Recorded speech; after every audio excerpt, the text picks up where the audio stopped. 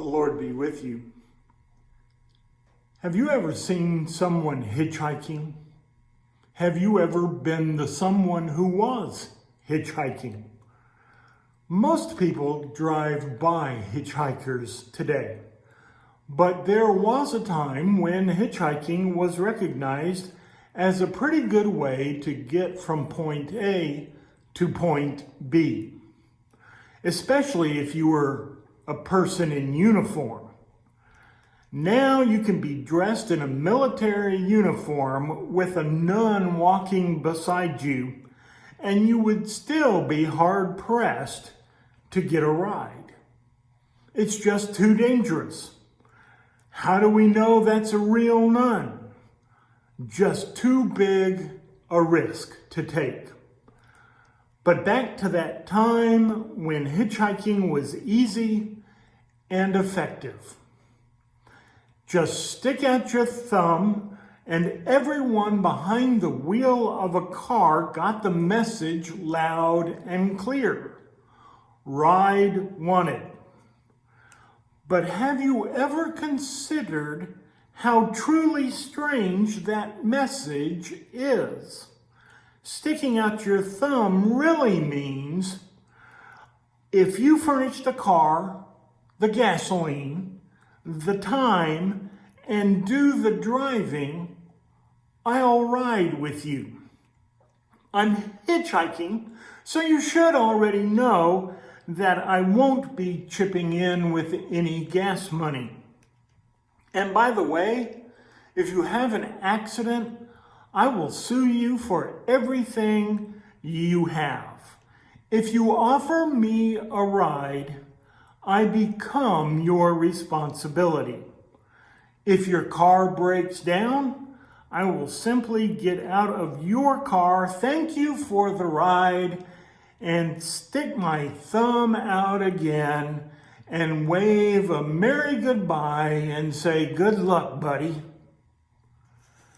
Okay, it might be a slight exaggeration on my part, but isn't some of what I just said true?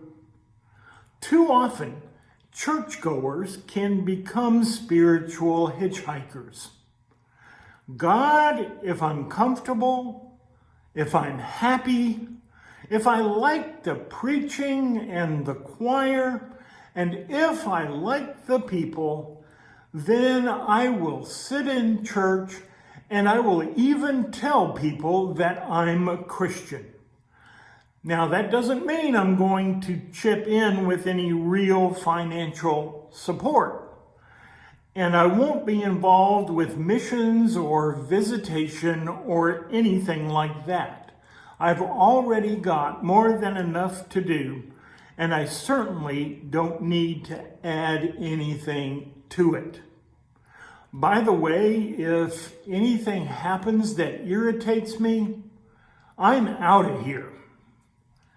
In other words, Christianity without obedience, Christianity without joyful work, Christianity without sacrifice, or in still other words, not Christianity at all. There are powerful verses in Deuteronomy starting at chapter 15, verse 12, that stand in stark contrast. If someone signs on to be your servant or slave, they must be released, freed every 7 years. But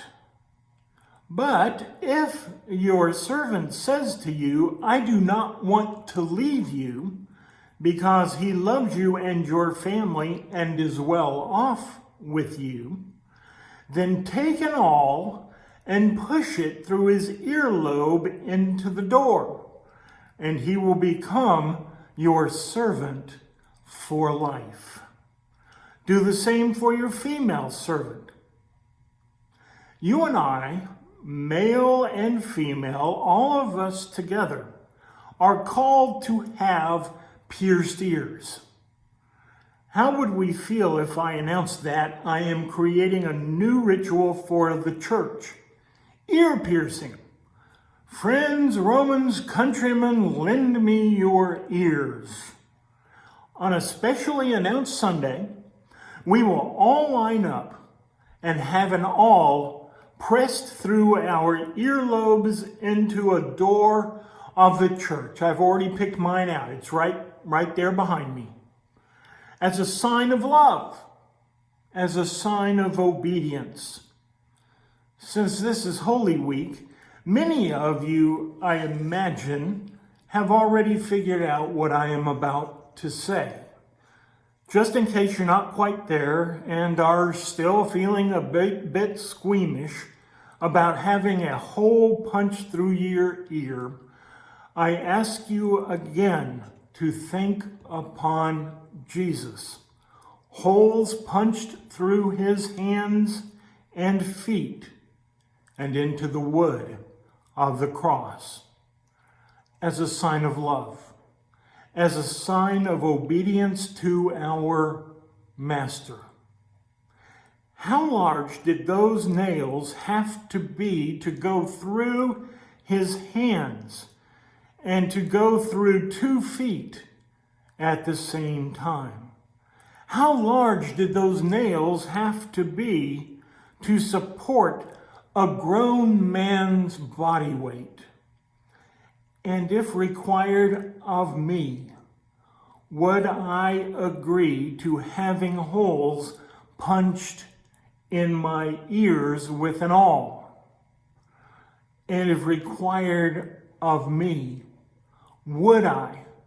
could I go through even a portion of what Jesus endured for me? Jesus was so steadfastly, persistently obedient. Everything done to him that week called out to him to give up, to cry out for release, for freedom. Instead, he chose the holes, the pain, the ridicule, the death. So persistently loving, so faithfully obedient. And we are called to be like him. May every Sunday, may every day of the week be a day for pierced ears, for such wondrous love and amazing obedience. Amen.